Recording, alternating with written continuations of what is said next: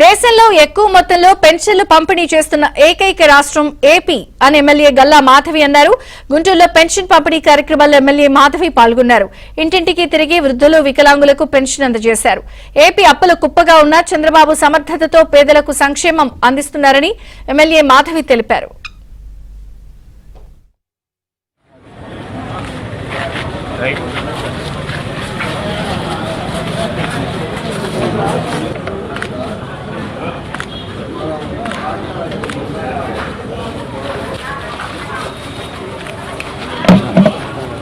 okay